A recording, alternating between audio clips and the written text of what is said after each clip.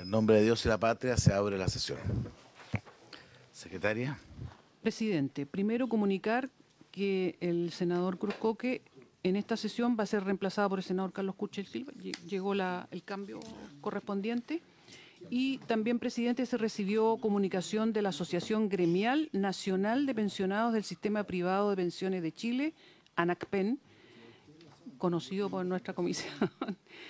Dice que ellos se lo enviaron a cada uno de los integrantes una presentación en que se contienen los planteamientos y propuestas relativas a la reforma previsional. Nada más. Toma conocimiento.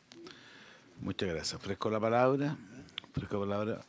Ministro, yo quiero hacer, como presidente de la Comisión de Trabajo, quiero hacer una consulta respecto del accidente. Primero, lamentar profundamente el fallecimiento de un trabajador el día de ayer en el edificio de La Moneda, digamos. Y creo que por razones evidentes me gustaría saber si usted tiene algún antecedente adicionales para las condiciones de trabajo, porque es el tipo de cosas que para esta comisión, al igual que en otros casos que hemos hecho algo equivalente, es bien importante tener algún antecedente. Le ofrezco la palabra.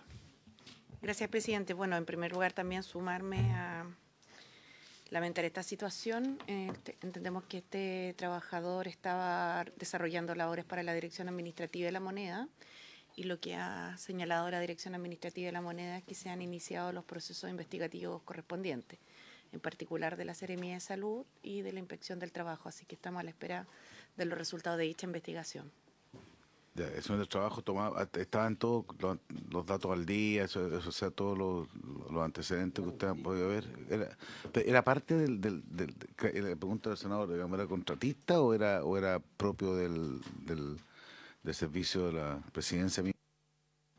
Esos son parte de los antecedentes que se están recopilando ahora, pero de todas maneras, o sea, bajo la condición que estuviere, la verdad es que es una situación bastante delicada, como lo señalé ayer además. No. Yo espero que los datos estén pronto. La investigación tiene que ser bien objetiva, pero además rápida en este caso. No, y justo como decía al inicio, de lamentar profundamente que harta conmoción, le pido cuando estén los antecedentes los pueda enviar a la Comisión de Trabajo. Ok. Vamos entonces al tema que nos convoca, que es continuar con el proyecto de ley que da sistema mixto de pensiones. Yo presento que yo voy a tener que retirarme un poco antes, pero igual, si no, dejo a señor Galilea a cargo, digamos, los últimos minutos, pues tengo pero que ojalá alcanzamos a despacharlo antes. Básicamente es ver específicamente el tema de las cobranzas, que quedó pendiente la vez anterior, y que era un tema que nos pareció a todos, yo creo, especialmente interesante, importante. Hemos estado averiguando algunos datos y creo que esto es un paso, digamos, que realmente es muy relevante poder resolverlo. Le ofrezco la palabra. Solo para hacer un recordatorio, presidente, por su intermedio a los miembros de la comisión de algunos aspectos que vimos la semana pasada. Recordar que en esta lámina lo que se establece es el proceso actual de cobro, que es aproximadamente 6 meses en la instancia prejudicial. Se inicia, por ejemplo, si estuviésemos en el mes de enero, con la declaración que debe hacerse al 10 de febrero del mes siguiente. Y si eso no ha ocurrido, se inicia el proceso de cobranza prejudicial, donde primero la AFP se comunica con el empleador a efectos de, mediante notificaciones escritas, ¿cierto?, pedirle que se ponga al día en el pago de las cotizaciones previsionales. Al tercer mes, al día 20, lo que se hace es publicar el boletín de la Dirección del Trabajo, donde salen efectivamente quienes no han pagado sus cotizaciones previsionales. Y si aún persiste la deuda, al día 15 del cuarto mes, hasta el día 10 del séptimo mes, hay que recordar que estos son 6 meses y se paga hasta el día 10 del mes siguiente, se emite la resolución de cobro por parte de la administradora del Fondo de Pensiones. Esta etapa es la etapa en la cual hay mayor entero de cotizaciones previsionales. Vamos a verlo ahora a continuación. Si nosotros nos fijamos en el gráfico de torta, la recuperación de la deuda se puede distribuir de la siguiente forma. En primer lugar, en la parte azul de la torta se establece que hay un 48% de deuda previsional que se recupera durante el mes de la generación, ¿ya? En los siguientes 3 meses, en la parte naranja, hay un 33,5% de deuda previsional que se recupera, y en la parte gris hay un 3,8%. En definitiva, lo que pasa el periodo de los 180 días y que se denomina parte de la cobranza judicial, asciende casi un 15%, que es el 14,8%. Durante el año 2023 se generó un monto de 356.000 millones de pesos por concepto de declaraciones y no pago, ¿ya? De este monto, como señalé, el 81,5% se recuperó al cuarto mes de generada la deuda. Deme un segundo para entenderlo bien. Sí. No, el cuadro, no, la misma fecha sí. No puede ser el anterior. Cuando habla de 315.000 empleadores, más bien son 315.000 trabajadores con cotizaciones impagas, no empleadores, no está en la anterior. ¿Está en la lámina anterior usted? A ver. Ya, perdone. Espérese. No, No sé en cuál está. ¿Cuál es? O estoy en la... No, estoy adelantado. Está más adelante. Es mejor estar adelantado que atrasado en la vida, ministro. Ya, perdón, disculpe, sigamos nomás. Bueno, en la segunda lámina, para precisar, se establece lo que pasó con la deuda durante el año pasado. Y de esta, si uno puede observar, estamos hablando de un 81,5% que se recupera antes del mes 4, ¿ya? Esto sube un poco si uno lo extiende hasta el mes 6 a un 85,2%. Por eso lo que pasa a cobranzas judiciales es 14,8%, ¿ya? En la lámina 3 se descompone el stock de deuda que hay de declaraciones y no pago según la fuente que generó esta deuda. Si ustedes observan en el gráfico de torta... Está como la clave. Claro. Esto define exactamente el tema. Exactamente, intereses y multas. Sí, y reajuste también. Al 31 de diciembre la deuda acumulada incluye intereses, reajustes y recargos, que son 17,8 billones de pesos. El vocablo recargos, ¿qué es lo que es? Reajuste y multa. Reajuste y multa. Es que el reajuste también se produce en la etapa administrativa. Solo multa, me dice el superintendente. Lo que pasa es que esta deuda, perdón, es en UF, entonces se va reajustando, sí, se va reajustando. Si nosotros lo vemos en dólares, vamos a ver que hay 20.207 millones de dólares en cotizaciones impagas, pero que tiene una composición del 2,6% de deuda neta, por decirlo de una manera más directa, ¿ya? 78,9% corresponde a intereses y 18,5% al recargo en beneficio del afiliado.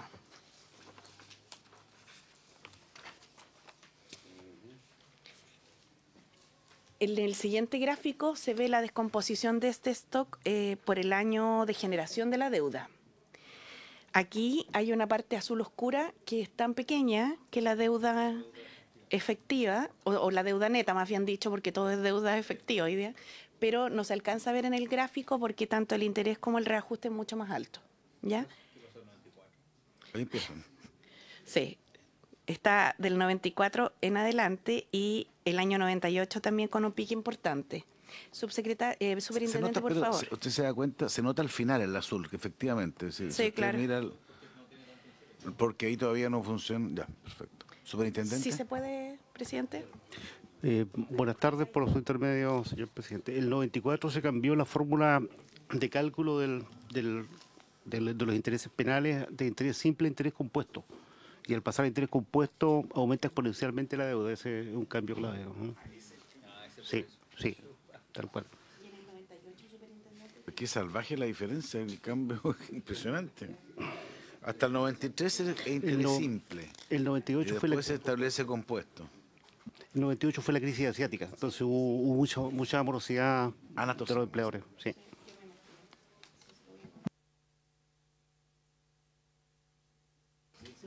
Impresionante. Fiscal la multa, el interés del trabajador.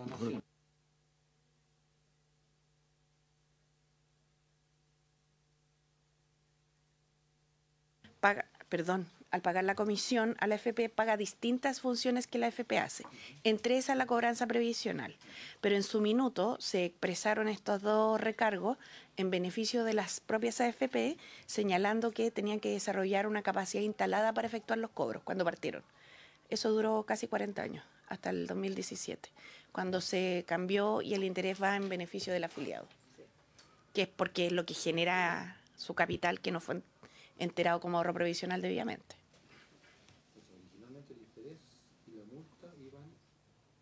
En beneficio, el interés iba en beneficio de la AFP. Era fiscal, me parece. Superintendente, si quiere le ofrezco la palabra. Sí, fue una moción parlamentaria. Por su intermedio.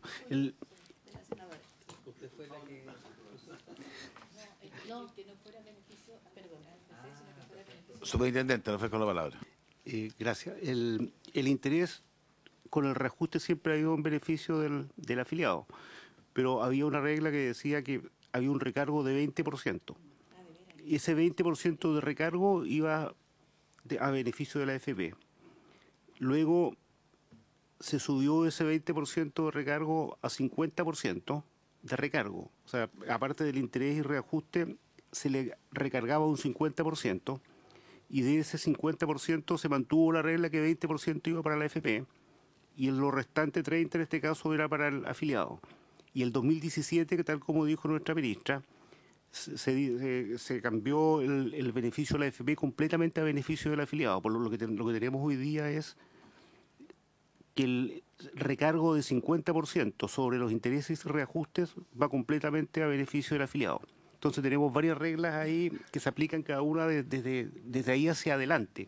Una en que primero el recargo era 20% a beneficio de la AFP, otra que después se subió a 50%, manteniéndose el 20% en la AFP y el 30% al afiliado, y finalmente la que está hoy día vigente, desde el 2017 en adelante, que es un 50% completamente a beneficio del afiliado. Ministra. Gracias. Ahora me acordé bien que esta fue una moción de la parlamentaria, la senadora Alejandra Sepúlveda, y el Ejecutivo tuvo que patrocinarlo, claro, porque se consideró materia de seguridad social. Lo patrocinó, no diga tuvo. Claro, no tuvo porque no era de iniciativa parlamentaria, a eso me refería. Y de hecho me tocó a mí tramitarlo como subsecretaria de Previsión Social en ese tiempo. Sí, claro, la discriminación que había entre obrero y empleado. No, y el régimen que le aplicaba en salud laboral, en previsión. Sí, habían varios, bueno. Siga, ministro. Lo que pasa es que solo una derivada. En el año 80, cuando se dicta el Código Laboral, se eliminan las categorías de obrero y empleado. Pero en materia de seguridad social persistieron. Porque recuerda usted que las antiguas cajas tenían pensiones y seguridad laboral y salud laboral. Entonces como que afectaron la pura parte laboral, pero no la de previsional. Y ocurría hasta el 2017 también, me parece, que la gente cuando se accidentaba le preguntaban si era obrero o si era empleado. Y dependiendo lo que fuera, era donde la derivaban a atenderse. Una cuestión suma. Claro, porque era cuando el trabajo era o completamente manual o completamente intelectual, y la verdad es que hoy día todas las teorías modernas del trabajo indican que uno hace... No es blanco y negro este tema, claro. Bueno, en la etapa judicial, a la misma fecha existen 315.000 empleadores con cotizaciones impagas declaradas en la AFP. Ahí me dejó la duda, ¿son empleadores o trabajadores con cotizaciones impagas? O sea, empleadores. Pero hay 350.000, ¿tantos empleadores? 315.000. 15.000. ¿Cuántos hay en total? Sí. Es que son hartos empleadores. Mire. 30% probablemente no existen. Es que eso es lo que iba a decir. Permíteme una pequeña disquisición. Que estos son empleadores antiguos, muchos de ellos que... Claro, al momento... porque ¿cuántos empleadores pueden haber hoy día? Yo le voy a contar. Ya, ministro. Hoy día depende de cómo uno lo vea, pero yo creo que el dato más preciso es cuántos empleadores declaran en impuestos internos hoy día que pagan salarios. Impuestos internos tiene una declaración jurada de sueldos y salarios que se debe hacer todos los marzos, previo a la declaración de renta, porque después sirve para cruzar la remuneración con el gasto de la empresa, y al trabajador le sirve, por ejemplo, para hacer eventualmente uso del beneficio hipotecario de Los créditos por intereses, o sea, los intereses de los créditos hipotecarios. Claro, entonces esto se prepara antes para cargar las bases de datos ya. Entonces eso yo diría que es un dato bien fidedigno, como 550.000. Lo sé porque la 1887, esta declaración jurada, desde este año, empezó a informar además jornada laboral. Por eso nosotros sabemos los datos de las empresas que ya están en 40 horas, que ya están en 44 y las que piensan en los próximos años anticiparse. No sé si se entiende. Me deja una duda. Son 500, ¿cuánto me dijo usted? Como 550.000 aproximadamente. 550.000 y hay 315.000. Claro. Lo que pasa Pero es que ese número está compuesto de actuales y ex empleadores, por todos así los decirlo. claro. Claro. Recuerde usted tiempo. que en el informe, sí, Están es que la acumulados. deuda previsional está acumulada. Tiene Y que estar acumulada. Uno de los elementos que comentábamos la semana pasada es que en el informe que hizo la Corte Suprema en esta mesa de trabajo en el 2015, que fue realmente muy útil, lo que se señala es que cuando iban a notificar a los empleadores para el cobro, piense usted los empleadores que quebraron en el contexto de la crisis asiática, por ejemplo, ya no estaban, ya no eran habidos y las cotizaciones ya no estaban, pero la deuda sigue. La deuda sigue. Entonces estos empleadores, y por eso muchos de los juicios son difíciles de concluir, digamos, porque no hay una contraparte a la cual notificar. Claro, o sea, acaban, pero quedan en distintas situaciones. A la misma fecha, entonces, existen 315.000 empleadores con cotizaciones impagas declaradas en la AFP que afectan a 2.394.000 afiliados con a lo menos una cotización impaga. ¿Ya? ¿Consulta? ¿No escuchen? Sí, quiero consultar si hay una estadística de la evolución de las empresas constituidas y una estadística de la evolución del número de empleadores, porque muchas veces vemos que en un año se constituyen 20.000, 10.000 empresas, depende, pero no todas son empleadoras a veces. Y me parece que hay menos empleadores que el total de empresas registradas. No sé si existe esa estadística de empresas constituidas y de empleadores. Y año a año, diciembre, cada año, no sé. Eso debe estar en otro, no creo que esté en el Ministerio del Trabajo, eso puede estar en, pero no sé. Ya. Sí. Sí. Un comentario, lo que pasa es que por eso les comentaba que uno puede medir esto de distintas maneras. Por ejemplo, todas las que alguna vez han abierto giro y que no hayan hecho término de giro. Pero la verdad es que de las que están operativas, y por eso señalaba, porque es obligación, contaba lo del 1887, porque en el fondo son las que están con el giro vigente, si uno puede ver, porque esa empresa tiene que declarar esto, porque luego en el formulario 22 va a tener que declarar cuánto gastó como una deducción a su base imponible. Entonces, la empresa que está efectivamente funcionando presenta esta declaración. Y que tiene efectivamente trabajadores, también la presenta, porque si no la presenta, ese trabajador después no podría hacer uso eventualmente de algún beneficio como el de estudios o el de los créditos por interés hipotecario. Hoy día vigente están estas 550.000 empresas aproximadamente. Tenemos datos de la evolución de los empleadores un poquito más adelante, si nos permite. Sigamos. ¿Ya? Entonces, tenemos para tener a la vista los universos, ¿no? 315.000 empleadores con cotizaciones impagas que afectan a 2.400.000 afiliados, a lo menos con una cotización. Todo esto también puede ser reciente o más antiguo, de acuerdo a lo que vimos del comportamiento del stock de la deuda. Y hay una cantidad de juicios vigentes de 1,5 millones. Juicios vigentes al 2023. Este tema igual ha sido analizado ahora recientemente por la Corte Suprema, porque como ustedes saben, se va a presentar un proyecto de ley que va a crear un tercer y cuarto tribunal laboral, pero además están los tribunales de cobranza previsional con una acumulación importante de causas por este mismo motivo. ¿No? La deuda en etapa judicial asciende a 16 billones de pesos, lo que representa casi el 90% del stock de deuda. 16 billones de pesos.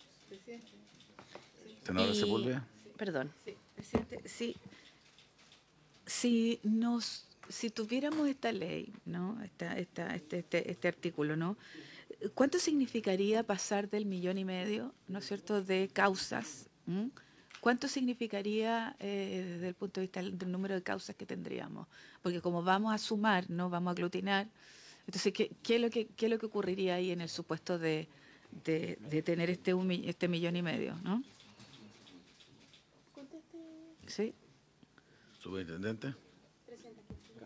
Gracias.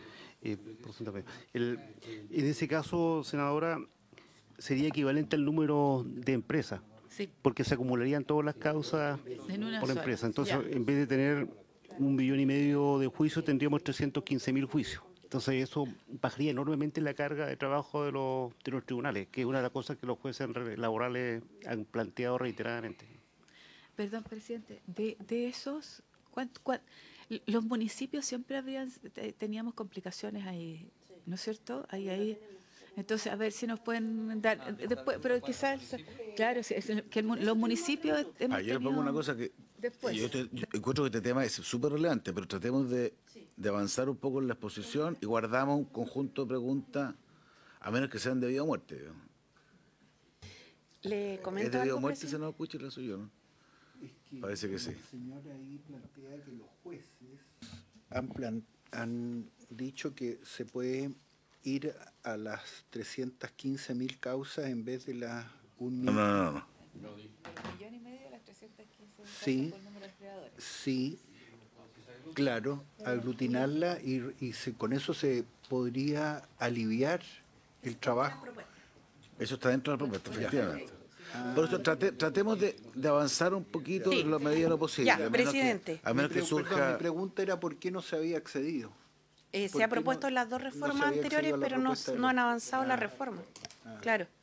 Y lo otro es que respecto a la consulta de la senadora, tenemos una minuta porque nosotros, como les comenté la semana pasada, estuvimos en el marco del acuerdo con las pymes de las 40 horas tratando de facilitarles la puesta al día por la pandemia.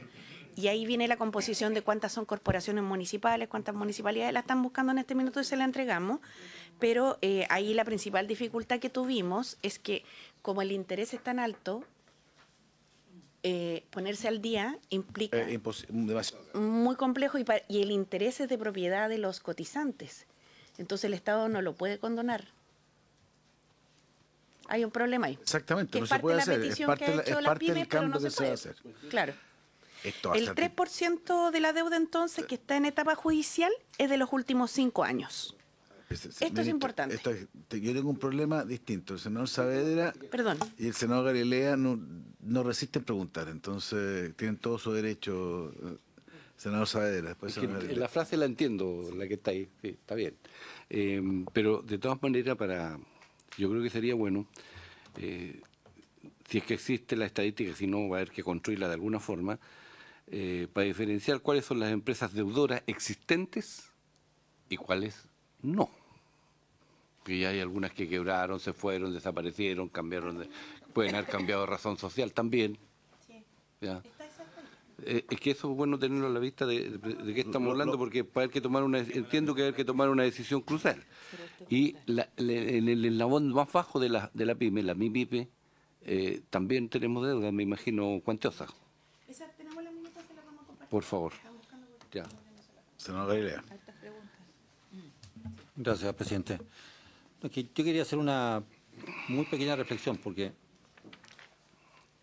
para efectos de política pública, yo creo que no nos tenemos que enredar tanto en este monto que parece ser absolutamente grotesco de los 16 billones de... No sé si son pesos, dólares, porque da lo mismo porque no es cobrable, y yo creo que además no es necesario ni siquiera de que el Estado condone, porque en sede judicial, en la práctica, ya cualquiera que intentara le declaran abandono al procedimiento y el tema ya se acabó y ya prescribió la posibilidad de cobrar. O sea, yo no me enredaría en ese número que ya fue, ya no tiene ninguna posibilidad ni siquiera procesal de ser cobrado, y por lo tanto solo me concentraría, para efectos de la continuación del proyecto, en cómo maximizar las posibilidades de cobranza hoy, herramientas legales hoy. Si es a través de la tesorería, bueno, cuál, cómo, dónde, para hacer eficiente la cobranza. No le dedicaría tanta reflexión a lo que pasó, porque porque hay parte en que va a seguir pasando. Empresas que dejan su giro, que no tienen activos, que declararon, se fueron, cerraron, en fin. Entonces, para mí, por lo menos, y eso es lo que quería dejar planteado, es mucho más interesante concentrarnos en la eficiencia del cobro previsional, porque siempre vamos a tener N condiciones que van a ser posibles, sobre todo para empresas muy pequeñas, que no tienen activos, que van y vienen, cobrar imposiciones declaradas y no pagadas. Y para qué decirlas, ni declaradas ni pagadas. Pero me concentraría, presidente, yo en la materia de eficiencia de cobranza, porque en lo otro siempre vamos a tener un sinnúmero de situaciones que lo hacen imposible. Entonces, maximicemos las posibilidades de cobro. Gracias, ministro. Sigamos. En este sentido, y un poco consistente con lo que se ha estado planteando, hay que señalar que solo el 3% de la deuda en etapas judiciales de los últimos 5 años. Yo tengo una estadística acá que indica la deuda que se generó en el periodo pandemia, que fue entre febrero del año 2020 hasta diciembre del año 2023, aunque la pandemia terminó un poco antes, pero en esta conversación que habíamos hecho con las pymes. Y si ustedes ven, en ese periodo fueron 62.425 los empleadores que generaron deuda. En eso, entonces, si uno ve, comparado con los 315.000, es un porcentaje más reducido, pero son 3 años. De ahí, nosotros la tenemos clasificada y les vamos a dejar esta minuta que yo creo que también puede servir, que indica cuántos fueron las pymes, las micro, por ejemplo, el 14%, las pequeñas fueron un 29,7%, las medianas un 14%, las grandes empresas un 10%, las municipalidades un 4% y las corporaciones un 11,4%. Los RUT de persona natural un 5% y hay una parte que es sin información. ¿Corporaciones? ¿Cómo Sí, tanto? corporaciones municipales. Sí. Ah, municipales. Sí. 11%. O sea, perdón, Dije 15. Es que 11. O sea, entre las Claro. dos, entre municipios y corporaciones son Sí. 15%. Sí. Es una cantidad Importante. del total. De empleadores. De la deuda total, perdón. No de empleadores. La de deuda, claro, de la deuda. Claro. Sí, mire, perdón. De la deuda total. De la deuda de este periodo de la pandemia. En número de empleadores, los municipios de los 62.425 son 13. Y las corporaciones son 13. O sea, 13 pocas municipios. pocas corporaciones Pocas, pero en municipios, pero que debe Sí. mucho. Es un dato no lo tenía. Sí. Ya. Sí, claro. Sigamos.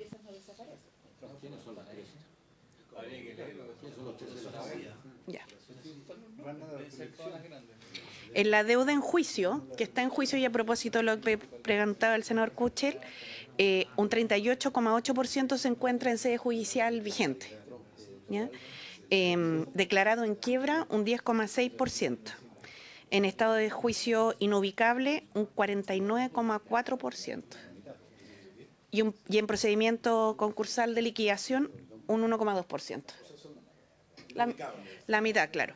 Y si usted lo ve desde el punto, esto se puede mirar desde el empleador, desde los juicios, desde el monto de la deuda, desde el número de trabajadores, pero desde la deuda misma, los últimos 5 años solo un 3% de la deuda proviene de ahí, que podría ser recuperable si tuviera un mecanismo más efectivo de cobro, y es parte de lo que aquí se propone.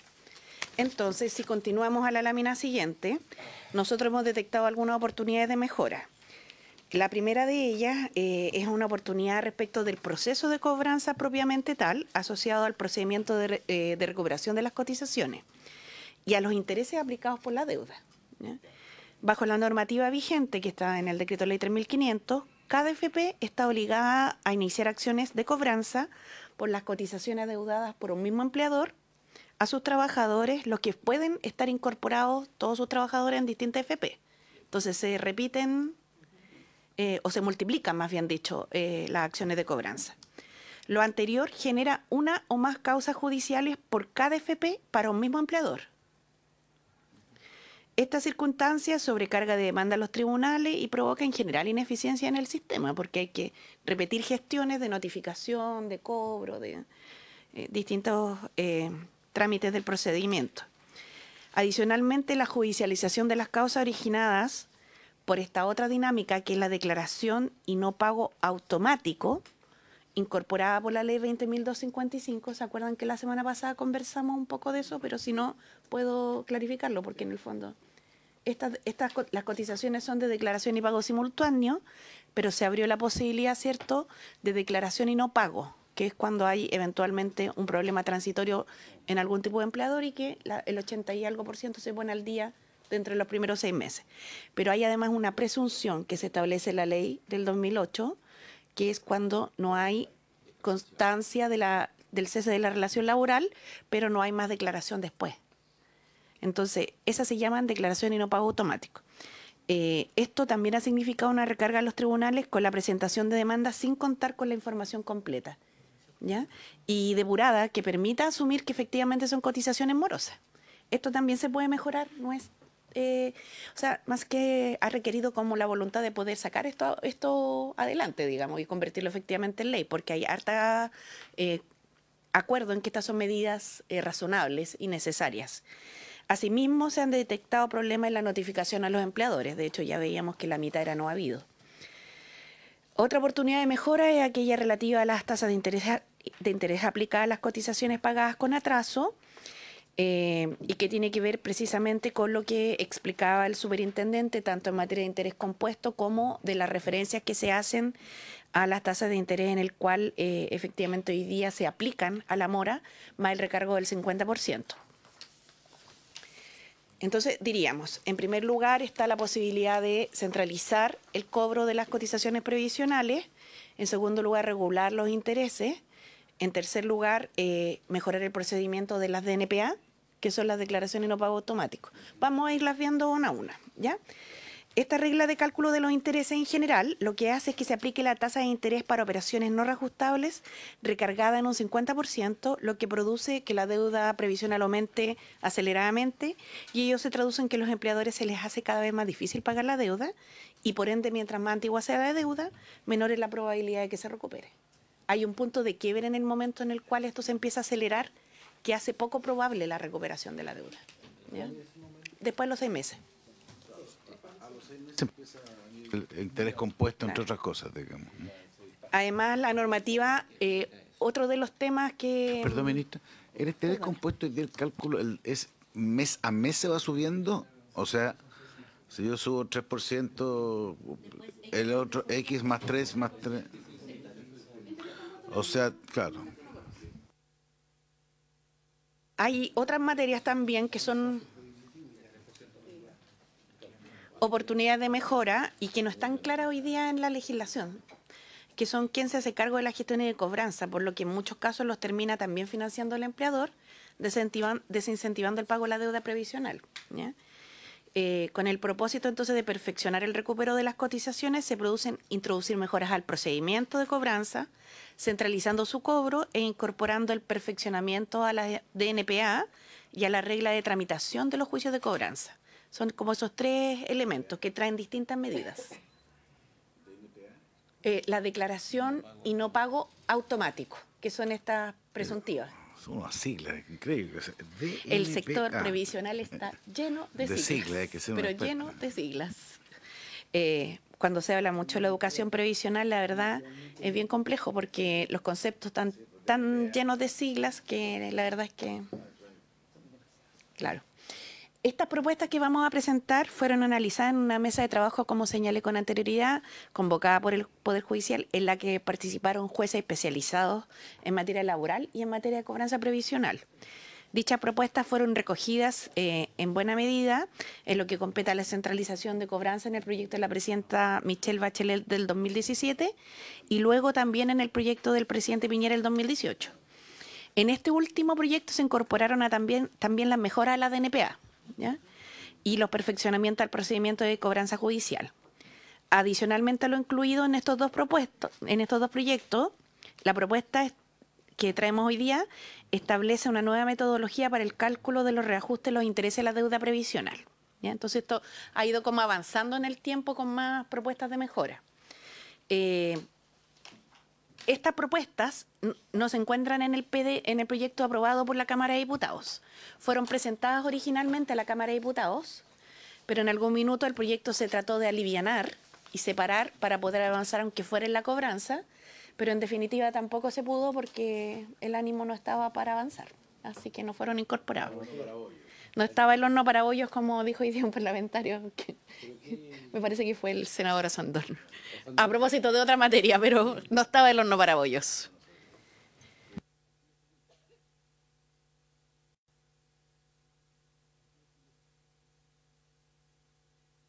Entonces, propuestas concretas. Primero, centralización de la cobranza previsional. Aquí vienen las indicaciones después propuestas, pero como está en el lenguaje, por cierto, legal que tenemos que revisar y todo lo demás, acá vienen los conceptos para mayor precisión. Se propone la creación de un sistema centralizado para la gestión de la cobranza previsional, tanto prejudicial como judicial, llamado Sistema Único de Cobranza y Cotizaciones. Esto ha estado en los dos proyectos anteriores, lo recomendó el Poder Judicial y tiene el mérito de centralizar entonces en los empleadores, en un empleador y no dividir en cuántos AFPs tengan cada uno de los trabajadores. Claro, es optimizar esto. Este sistema va a ser financiado por todas las entidades responsables de la cobranza previsional del sistema de pensiones, que hoy día también son las responsables y que obtienen la remuneración a través de la comisión que los cotizantes les pagan. Y su administración tendría que ser licitada periódicamente por el conjunto de dichas entidades. ¿Ya? Una de las ideas que se trabajó en algún minuto fue que esta labor la cumpliera la Tesorería General de la República, pero se determinó que era mejor hacer una institución más especializada porque perseguir las cotizaciones previsionales es algo que va a generar un cambio importante en la profundidad del ahorro previsional, si es que logramos solucionarlo, y por tanto la experiencia que da algunas instituciones centralizadas en materia previsional como Previred ha sido más positiva en ese sentido, digamos. A través de este sistema, las entidades responsables deberán demandar el cobro de las cotizaciones adeudadas conjuntamente, en un mismo juicio, para lo cual actuarán representadas por un mandatario común. ¿Qué significa un mismo juicio para estos efectos? Acumular todo lo que debe un empleador. Acumularlo en una causa, claro. ¿Y cómo se hace? O sea, se tiene que tener el dato suficiente. Ahora, pero un empleador puede deber un mes a uno, el siguiente mes a otro. Sí. Por eso Lo que me pasa extraña es que eso, un juicio. Entonces, hoy día lo que hay es que, por ejemplo, si un empleador tiene 5 trabajadores y los 5 trabajadores están en 5 FP distintas, se hacen 5 juicios. La idea es que hoy día eso se centralice y actúen las AFP bajo un mandatario común, que sería esta entidad que perseguiría el cobro de las cotizaciones previsionales. Es una de las funciones que hoy día hacen la AFP, perseguir el cobro de las cotizaciones previsionales, pero las persiguen por separado. No sé, superintendente, si quiere agregar algo. esto es un cambio bien como relevante, para saber un poco más. Esto es lo que haría, claro, que en vez de 1,5 millones de causas hubiesen 315.000 aproximadamente, porque igual ahí hay que distinguir, hay empleadores, por ejemplo... Cada causa con más partes. Hay que distinguir, aquí hay que mirar el bien público, que se busca proteger. Ya, pero ¿no? esto está más o la menos... cobranza. ¿Esto es un acuerdo más o menos consensuado en general o no? Este ha estado en todas las propuestas y en el Poder Judicial. Sí. Lo que pasa es que esto estaba en los 2 proyectos más la mesa de trabajo del Poder Judicial. Después viene lo que se agregó en el proyecto del presidente Piñera y después viene lo que se agrega en el proyecto del presidente Boric. Pero esto estaba en todas, ¿ya? En todas las propuestas. Lo que sí es verdad que, si la memoria no me falla, en el proyecto del 2017 venía la tesorería como el organismo que centralizado, ¿no? Me falla la memoria. Fue parte de las discusiones, pero quedamos entonces en una institución centralizada. Es que, claro, era por las condiciones de cobranza y persecución de deudores, porque tenía más bases administrativas para perseguir deudores. Sin embargo, como señalé, la experiencia que han tenido en recaudación de las cotizaciones provisionales a través de esta institución que crearon la misma administradora ha dado resultados. Y esto tiene mucho que ver con una discusión más de fondo de cómo en Chile están centralizadas, están acumuladas las funciones en las administradoras, pero si uno mira en los demás países del mundo, las funciones están separadas. Por eso se plantea dividir la industria, porque no es necesario tener todas las funciones juntas. Hay funciones que se pueden organizar de otra manera y que se optimiza su eficiencia. La superintendencia va a establecer las condiciones mínimas que contemplarán tanto la base de las licitaciones del Sistema Único de Cobranza y regulará los requisitos a los que se va a someter este sistema, la participación en igualdad de condiciones de las entidades y Las condiciones además a las que estará la administradora del Fondo de Cesantía y las demás instituciones de la Seguridad Social en condición de usuarias, porque aquí están las cotizaciones previsionales, no solo las cotizaciones de pensiones, ¿ya? No será obligatorio en todo caso para estas últimas instituciones que no son del orden de las pensiones estar en este sistema, pero va a ser, yo creo, un tema de eficiencia que va a terminar llevándolas para allá. Para esto se modifican dos normativas, la del DL 3500 y la ley de reajustes e intereses de las deudas, ¿no? La 17.322, que es la ley de cobranza, que era la que se modificó cuando usted, senadora, presentó su moción, que me parece que... Una consulta, ministra, respecto a esa estaba mirando esa modificación a la ley 17.322. Esto se cambia para este solo efecto, ¿cierto? Para esta materia. Eso hace acotado a parte esta de- materia. ya. Sí. No, esto, Es un con este tema- alcance. Esta es la primera propuesta, entonces, por si lo tienen a bien considerarla, porque después se entra en otras propuestas, entonces, como es harta materia. Esto entiendo, esto Sí. está... Esto está, y un poco anterior está el fraseo, ¿cierto? ¿No? ¿Me puedes decir en qué página está el fraseo? Es que no tiene números, ese es lo único drama. Oportunidades de mejora, Sí. ahí está, en las cotizaciones que no se paguen oportunamente.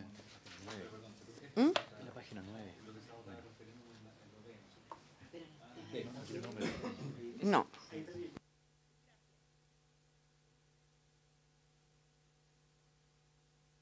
Las entidades responsables estarán obligadas a seguir las acciones tendientes al cobro de las cotizaciones adeudadas. Todo lo que no está en amarillo está igual. Su reajuste de interés, aun cuando el afiliado hubiera cambiado de ella. La entidad responsable, haciendo referente a... Perfecto, didáctico. Eso está bueno al final Sí. del cuadro que estamos viendo, digamos. Claro. En lo relevante dice, para estos efectos, o sea, en lo pertinente más que lo relevante, deberán mantener y financiar un sistema único de gestión de las acciones de cobranza de cotizaciones adeudadas de aquellas señaladas en el título tercero de esta ley, denominado Sistema Único de Cobranza de Cotizaciones, a través del cual efectuarán la cobranza prejudicial y judicial. El mencionado sistema deberá ser subcontratado en conjunto por las entidades responsables mediante una licitación abierta. La entidad licitada que administre y gestione el sistema único de cobranza podrá también efectuar la recaudación de las cotizaciones. A este sistema podrán integrarse como usuarios la sociedad administradora del Fondo de Seguro de Cesantía y otras instituciones de la Seguridad Social.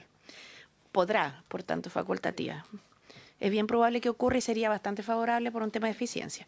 Después dice que la superintendencia dictará una norma de carácter general, donde se van a establecer las bases de licitación, incluyendo su periodicidad, y regulará los requisitos a los cuales estará sujeto el sistema, la participación en igualdad de condiciones de la entidad responsable, así como de las otras entidades de la seguridad social. Eso es lo pertinente, presidente.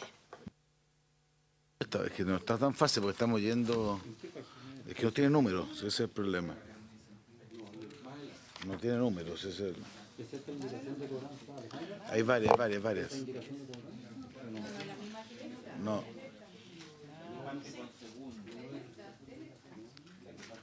Tanto después.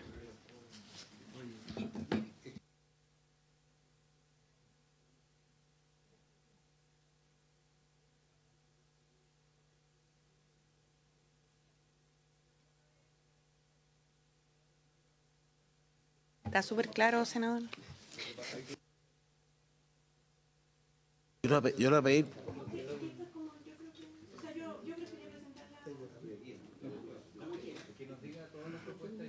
No, pero déjate que... Yo le encuentro razón a la ministra en este caso. No, para tratar de ir viendo, digamos, por... ¿Esta sería la propuesta de centralización de la cobranza previsional? Con dos cosas. Primero, la tasa de interés. O sea, oiga, está difícil. Por lo esto. mismo, voy a hacer una recapitulación, si me lo permite, No, que está presidente. difícil. Esto es solamente, vamos a abordar una propuesta, que es la centralización de la cobranza previsional a través de una entidad distinta que se va a licitar, donde las AFP deben concurrir de conjunto. Sí. Igual que hoy día, como lo pagan hoy día, porque en realidad lo pagan los afiliados en la comisión que pagan.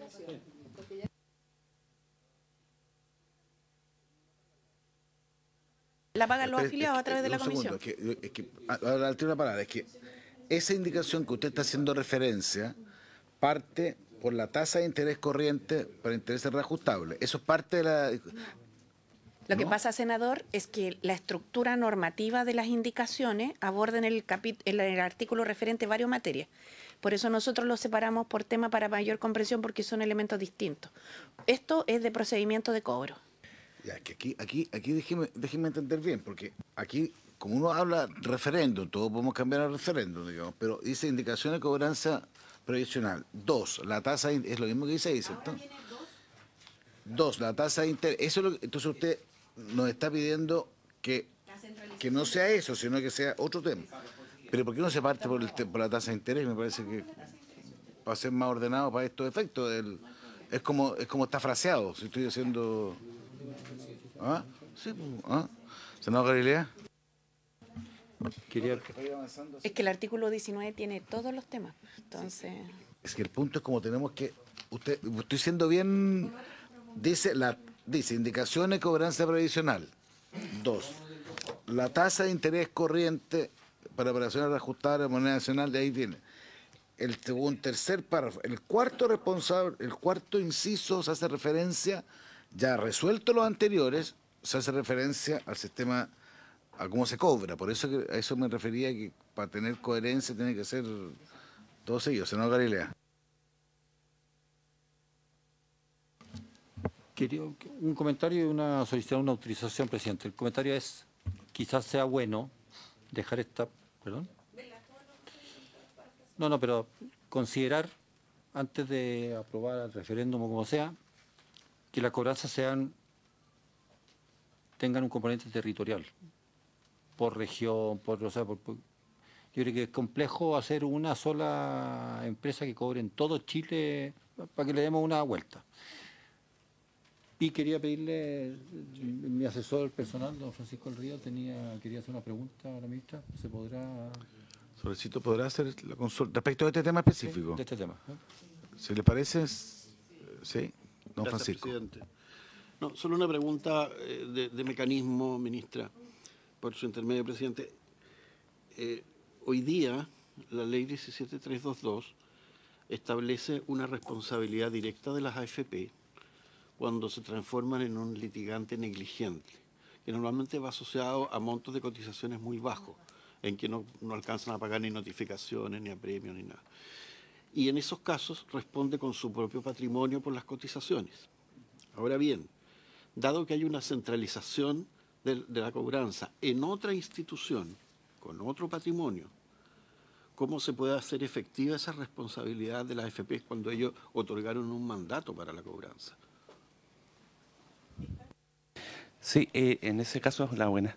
Es la propia AFP la que mantiene su responsabilidad, porque lo que hace es licitar un mandato, pero la responsabilidad final patrimonial sigue siendo la AFP en ese caso.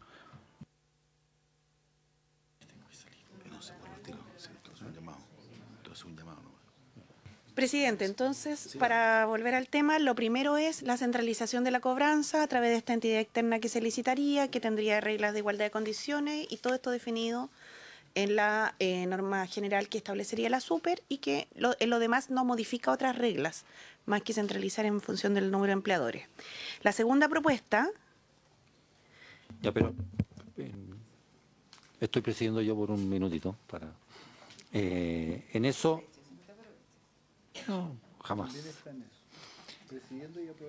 Yo tomaría en cuenta el tema territorial para como un elemento.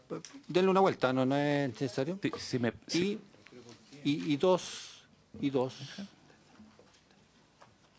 Yo me quedé con el tema que planteó Francisco del Río.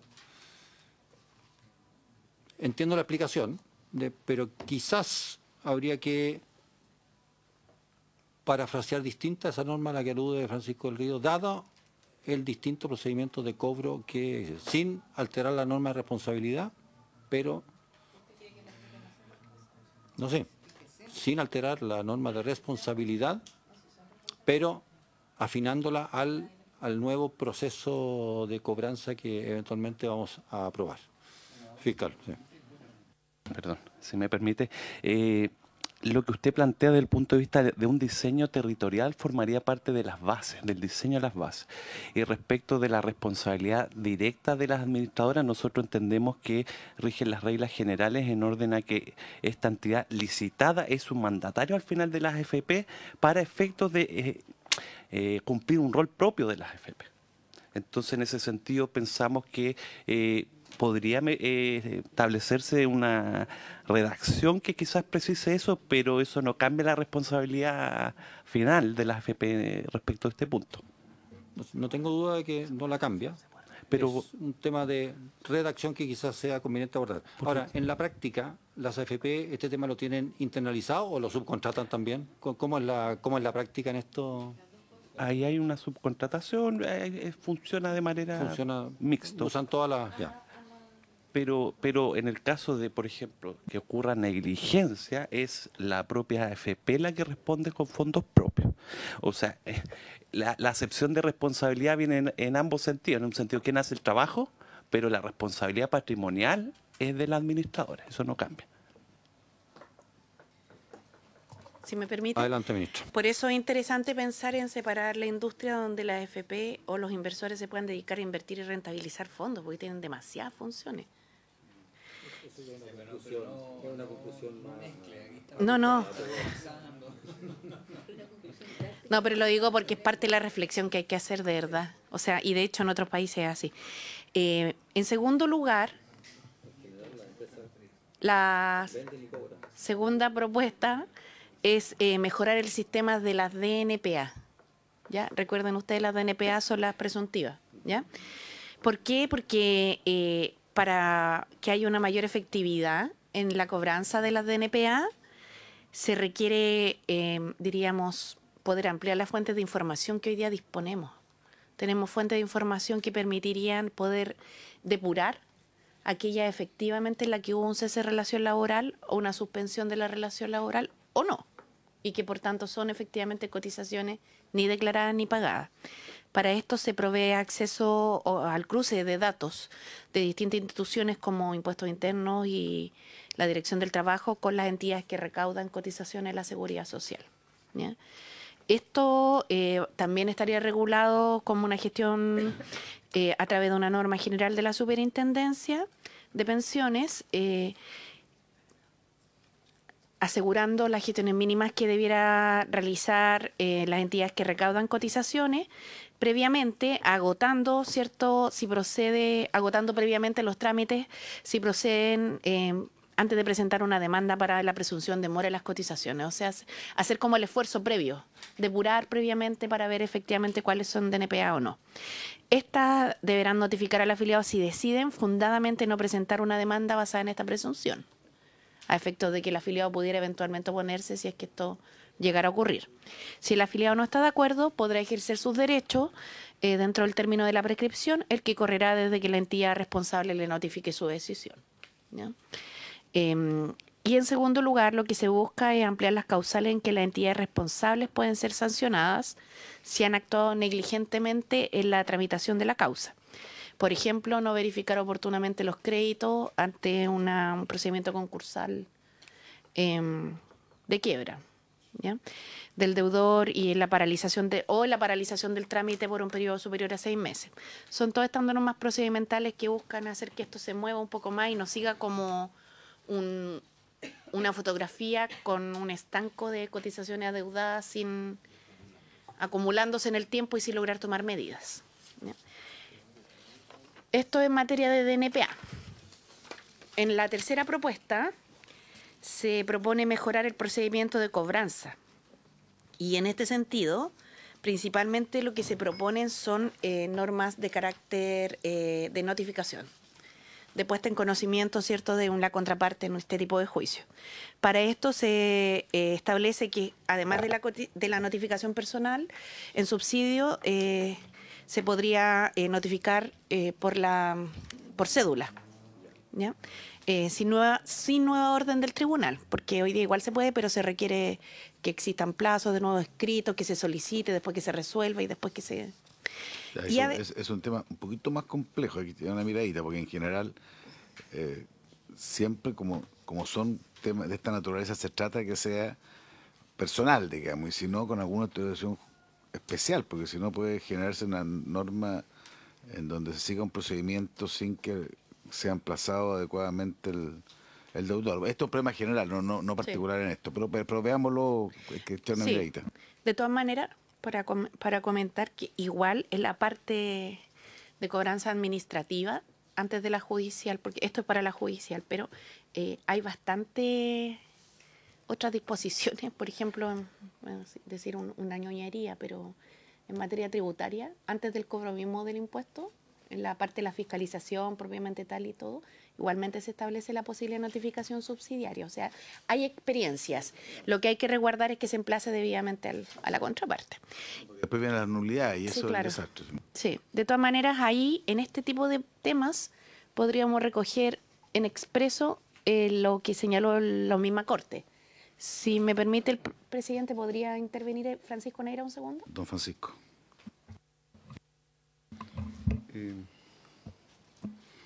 Por su intermedio, presidente, solo hacer presente que la regla en la que se hace referencia es la que se pueden generar en los procedimientos laborales, pero que no opera sin una actuación del ministro de Fe que está notificando, que es del tribunal, y que debe acreditar que sea el lugar de habitación de la persona, o sea, existe una serie de diligencias previas.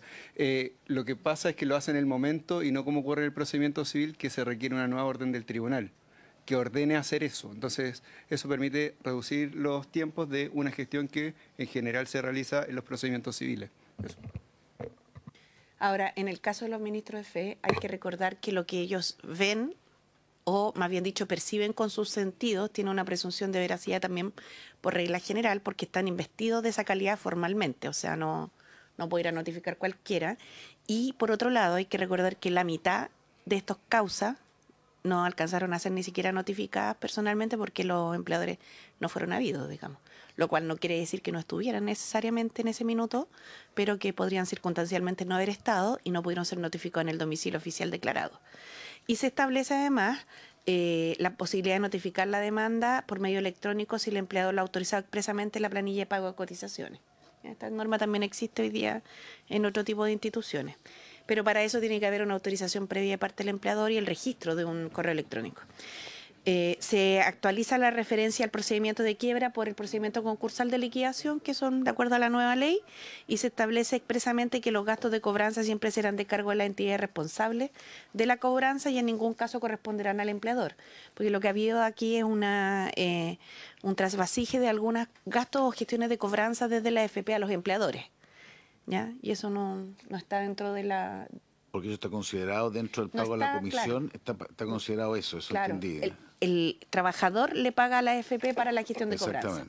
La AFP hace la gestión de cobranza y externaliza algunos cobros a los empleadores. Y eso es lo que hay que aclarar, porque en el fondo eso ya es parte de la remuneración que se paga, ¿ya? Esto implica cambios a la ley 3.500, a la ley de pensiones, a la del seguro de cesantía, la 19728, ¿cierto? Y a la de cobranza de operaciones 17.322. Estas tres normas se modifican. Entonces llevamos hasta el minuto la cobranza centralizada, las mejoras a la DNPA y las mejoras al procedimiento de cobranza con la notificación subsidiaria y por registro electrónico cuando es autorizado. Ahora, por medio electrónico. Existiendo este mandatario común, ¿cómo son las responsabilidades que funcionan respecto de las administradoras? Siguen radicadas en ello. ¿Siguen radicadas? Ellos lo que hacen es externalizar la gestión de la cobranza, un poco que ya lo hacen ahora, pero por separado también. Pero ¿cómo, para entenderlo, cómo si hay un mandatario que tiene una identidad legal, sí. sería? Y si ese mandatario, voy a colocar un ejemplo, se le pasa un plazo. En ese caso operan las normas de incumplimiento contractual entre el mandante y el mandatario, pero la responsabilidad de activar el cobro es de la AFP, o sea, de efectuar el cobro. Porque aquí, solo para precisar una cosa, si me permite, presidente, esta cotización es del trabajador, el empleador es el agente retenedor. El agente retenedor tiene la obligación de declarar y pagar. Declara, por ejemplo, y no paga. El trabajador, cuando le paga la comisión al AFP, le paga la remuneración por la cobranza. Entonces ahí hay una gestión de cobranza. Si el mandatario, en este caso la AFP, le encarga a una empresa externa la gestión de la cobranza y esa empresa no cumple, se le pasa un plazo como usted señala o alguna otra gestión, se produce un incumplimiento contractual entre ellos. Lo que pasa es que pasa a ser obligatorio esto, ¿no? Para el Claro. administrador. Ahí es donde tengo para que lo reflexionemos, ¿ah? Tengo una duda jurídica. Pues si la ley me mandata que yo una gestión X tengo que hacerla a través Entiendo. de Y, si el Y comete un error, ¿por qué yo, que no tuve opción, tengo que responder? Esa es un poquito veámoslo bien, porque eso jurídicamente Veámoslo bien, yo creo que me está un pidiendo la punto, palabra, pero no sé antes si... un segundo, Sí. esto tiene mucho que ver, y de verdad que no quiero ser majadera, pero tiene mucho que ver con que están todas estas funciones centralizadas en la FP, pero a la vez dispersas en las 7 FP, digamos, porque la FP hace todo. Si ese es el tema que tenemos, ¿me entiendo, no? Y uno esto lo puede separar, si por eso cuando se propone separar tiene mucho sentido, pero para eso hay que separarlo. Pero la otra discusión. Pero sí, no sé, para mí, yo estoy planteando un tema nada más que jurídico independiente de otra gestión. Si uno establece un organismo legal obligatorio para alguien, lo que no me parece razonable, a priori, digamos, es que si ese ente comete un error al cual estoy obligado a participar, el que es responsable del error es el mandante. Eso es lo que no me calza, si le ofrezco la palabra. Si me permite, más allá de la licitación, él actúa en calidad de mandatario en este caso la entidad responsable. En consecuencia, la responsabilidad radica en la persona que contrata, dado que jurídicamente es función propia. Entonces era lo que planteé hace un momento: una cosa es la responsabilidad en una acepción que quien desarrolla la labor, y la otra es una responsabilidad de quien asume las consecuencias jurídicas de una mala gestión. Claro, pasa que si eso fuera voluntario lo entiendo, cuando es obligatorio lo entiendo menos, porque yo puedo decir, oiga, pero ¿y qué quiere que si usted me obliga a hacerlo? A ver, alguien estoy colocándome, porque esto es parte del tema de las leyes. Uno tiene que decir, oiga, mientras yo lo manejaba no me pasó nunca, no se me pasó nunca un plazo. Estoy haciendo el ejemplo, digamos, y resulta que ahora que usted me obliga a hacerlo por esta vía, y a este mandante se le pasó un plazo respecto al cual me hacen responsable, ahí es donde tengo claro, la duda. Si me permite el matiz, no es que esté obligado, porque él participa de una licitación sujeto a reglas contractuales, y esas reglas contractuales... En este caso usted está obligando a la administradora que exista este proceso, a eso me refiero. Ministra. Yo creo que es una reflexión interesante, pero bien la podemos resolver en el minuto que se resuelva si va a haber división de funciones o no, porque en realidad tiene harto que ver con eso. Es que de verdad. ¿Ah? Está facilito. Sí. Como casi todo, pues. Como la vida misma, como dicen por ahí. Pero entiendo el punto. Sí, el punto es que hoy día en el modelo, en el fondo del modelo que estamos, que están todas las funciones en una pura entidad, es lo que hay, digamos. Porque hoy día, por ejemplo, la entidad igual, una FP puede externalizar la cobranza y igual sigue siendo ella la responsable, ¿me entiendes? Claro. Es como como contrapunto. Pero eso es voluntario, ese es el punto. Claro. Eso depende, yo tomé una decisión mala. Pero al revés, si tomé una decisión que me obligaron a ese punto. Sí. Pero al revés, que es voluntario, pero la hacen todas de Consuno, que es en la recaudación a través de Previred, también ellas son las responsables. Porque son voluntarios. Pero siguen teniendo ellas todas las funciones, claro. Entonces, mientras tengan la función... Si yo libremente tomo una decisión y me equivoco, tengo que pagar todo. El punto es, si la ley me dice, no señor, yo quería cobrarlo yo, pero aquí me dijeron que tiene que usar a Previ no sé cuánto para Está bien, pero mire, cobre y red, no le quiero dar más vuelta al tema porque hay que verlo después. Lo dejamos pero planteado. Una pura cosa nomás que creo que hay que tener entre todos los elementos, porque es bueno darle vuelta a estas cosas. Cuando el afiliado paga, le paga a la FP. No le va a pagar a la entidad de cobranza. Entonces, clarísimo, alguien le tiene que exigir y le exigirá a quien le paga. Es una de las... Mira, la cuarta propuesta es la nueva metodología de cálculo de reajuste de intereses. No sé, superintendente, si quisiera explicarlo usted. Superintendente. Gracias. En este caso, efectivamente, estos son los problemas que habíamos identificado como más importantes para el recupero, puesto que el 85% se recupera antes de ingreso a cobranza judicial, y el 15% que va a cobranza judicial prácticamente no se recupera casi nada debido al crecimiento exponencial de la deuda. Entonces, lo que se propone en concreto acá es que el monto de la deuda en UF, o sea, reajustada, a la fecha de generación de esta se le aplique como interés el máximo entre dos factores: el retorno real del fondo al cual ha estado el afiliado y la tasa de interés corriente para operaciones reajustables en moneda nacional a menos de un año que calculada por la CMF. O sea, ahora pasamos de 3 parámetros a 2 y se elimina el recargo del 50%. De tal manera que aseguramos que el trabajador nunca va a tener menos de lo que le hubiera correspondido, porque es el mayor entre dos valores: el retorno real del fondo donde estuvo en el periodo en que le adeudaron la cotización y la tasa de interés corriente por operaciones reajustables. Siempre está protegido el trabajador, de tal manera que va a recibir una cantidad equivalente al menos a aquella que le hubiera correspondido si lo hubieran pagado a tiempo.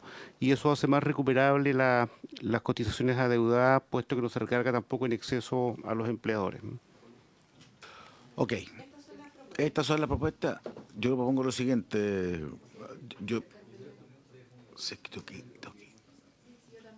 ya, senadora Sepúlveda. Con esta fórmula, ¿cuánto, si la aplicáramos, entiendo que no es retroactiva, ¿no? Pero si la aplicáramos, ¿cuánto disminuiría esta deuda? Ministra. En las láminas siguientes traemos un ejemplo. Por ejemplo, dice, para una UF de deuda de cotizaciones previsionales que se generó en enero del 2019, actualizada a julio del 2024, se observa que bajo el régimen actual de DNP, generada en el periodo enero de 2019, como señalaba, esto se hubiera transformado julio del 2024, esta una UF en 5,8 UF, de la cual una UF seguiría siendo la deuda neta, reajustada. Por el contrario de haber estado vigente la metodología propuesta, dicha deuda sería de 2,1 si el cotizante hubiera estado en el fondo C, D o E, y de 2,4 si hubiera estado en el fondo B, y de 2,9 si hubiera estado en el fondo A. De esta forma, el afiliado siempre va a obtener una rentabilidad igual o mayor a la que hubiera obtenido al habérsele pagado oportunamente sus cotizaciones. En el caso del fondo C, D y E, hubiera prevalecido la tasa de interés reajustable corriente. Y en los fondos A, el de la rentabilidad del fondo, que era un poco más alta que... ¿Se entiende? Se entiende. Sí. Yo propongo dejarlo hasta aquí. La siguiente lógica de aprobar las 3 ideas de cobranza, las 4, perdón, lo que sí yo dejaría evidente la fraseología, digamos, porque eso ya hay que, porque hay formas de redactar que tenemos que verlo, pero sí respecto de generar un nuevo esquema de cobranza previsional. Yo encuentro que lo más importante es la última parte, la de 13, pero no es menor buscar formas distintas de cobrar. ¿Ah? ¿Perdón? Sí, no, yo lo encuentro muy valioso porque al final, mire, si estas cosas que al final es lo que realmente va a ayudar a los trabajadores. Eso no. Ahora, no sé si retroactivamente no puede generarse nada, ministra.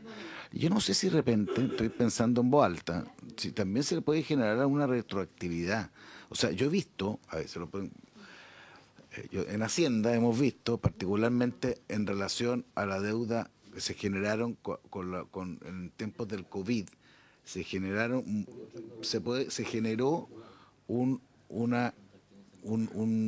retroactivamente una disminución del pago de los intereses por las deudas que se habían generado en ese periodo. Entonces, eran deudas tributarias, beneficio y municipal. Se discutió mucho con el caso municipal, pero al final se logró hacerlo, digamos. Yo quiero plantearlo como un tema, porque estoy pensando en el trabajador también. Si en el trabajador, al final, entre no recibir nada y que digan, sabe que va a recibir su deuda, pero es que podemos buscar una cosa intermedia, su deuda actualizada en UF más un porcentaje un delta, que el delta puede ser un 3% anual, no tengo idea cómo funcionará para atrás las cálculos, hay que calcular cuánto ha sido un promedio de la tasa de interés del periodo desde que se generó la deuda hasta vigente. No se toca el capital y se genera un interés que en vez de ser compuesto, yo lo haría como por una vez para actualizar el sistema, y creo que eso sería, bueno, pero dejémoslo eso pendiente. Senadora Sepúlveda. A mí me parece interesante esto, pero podría ser que el propio trabajador eligiera.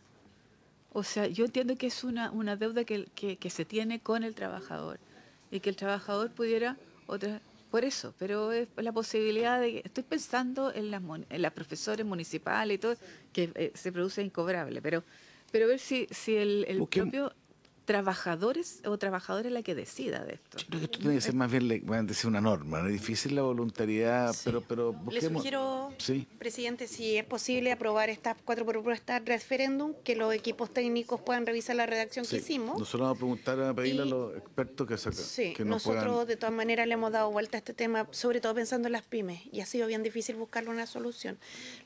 Pero Yo creo que es difícil hacerlo, pero igual hay que buscar busquemos, a ver si es que hay a ver alguna si posibilidad. buscamos algo que se nos ocurra respecto a asumir, no Sí. solo para adelante, que me parece que es clave, No, para adelante sino que es clave. también para atrás, para darle una opción.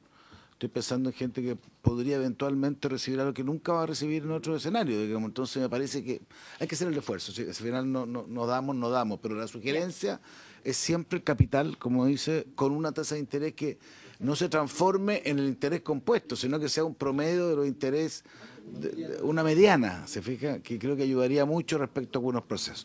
Ok, para haberse cumplido objeto de la sesión, sí, a referéndum los 4, pero sin la fraseología, porque la frase es la que hay que ver, yo quiero ver bien. Por ejemplo, yo tengo la duda respecto de cómo está redactado. Y veamos si podemos incorporar. Todo a referéndum aquí.